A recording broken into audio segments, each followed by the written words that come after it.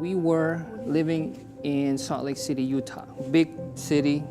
At the time, my wife was pregnant, and we started asking questions. What are we going to do with this child that's about to be born for us? How are we going to educate them? So we study the Bible. There's a couple of books that we look at, the Child Guidance, Adventist Home, and we put those principles into practice when Karina was pregnant.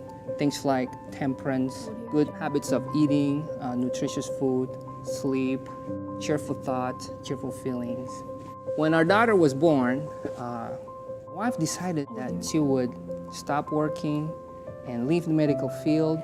She learned that the influence of a mother goes beyond her regions and into the third generation and the fourth generation. And so she believed that this is her call.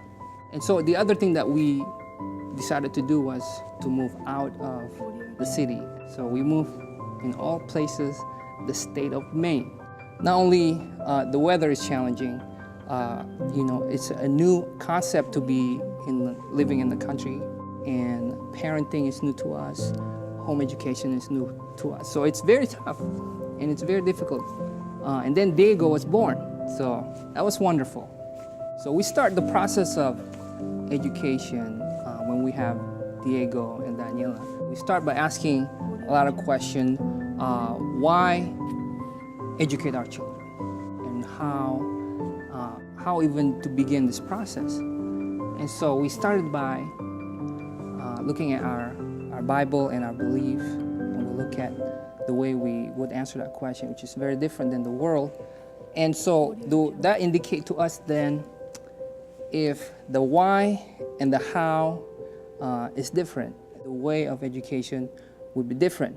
It's different because now God is in the center of that education. And we know what the product would look like. We want our children to be saved eternally.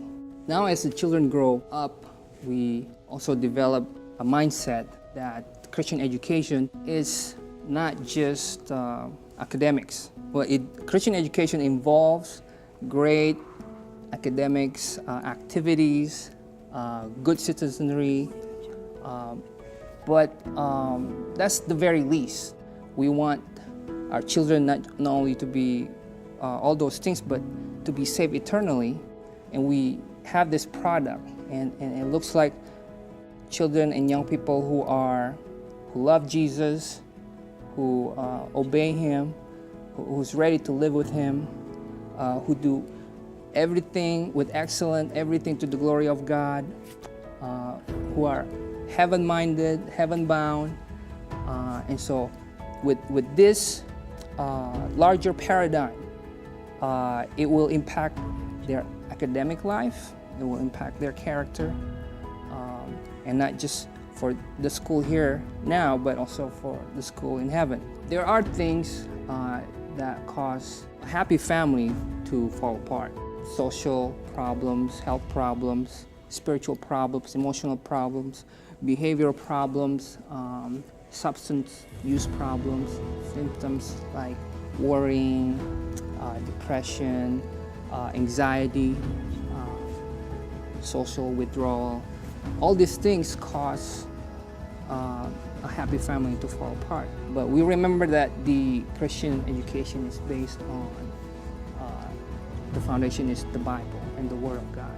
With that, we can have assurance that our family can be stable through some of these hard times. And it's scary because we have envisioned our children to be a Christian for the rest of their life, but we've seen young people, after a while, they grow up down the road, they look at their lives and they begin to tear it apart, and then they reassemble it according to what they want to be, right? So as a parent with children, we look at that, and that's terrifying because what they become may not be what we envision them to be when they grow up. And it's also true that parenting, teaching, educating, it's mostly really a thankless work. But we need to pursue and be patient. In the day-to-day basis, we are tempted to be discouraged. But we look at education not just with a short view, but we have a long view.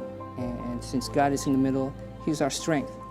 So my prayer is that God will give us the desire, the hope, the patience, the love for our young people.